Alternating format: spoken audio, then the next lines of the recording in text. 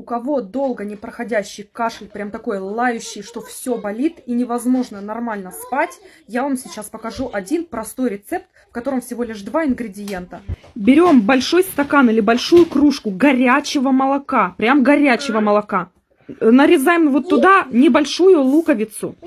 Режем очень-очень мелко, максимально мелко. Кидаем все это в молоко, накрываем блюдечком и даем настояться. Минут 15-20. Дальше луковое молоко процеживаем и выпиваем. И буквально за несколько дней кашель проходит.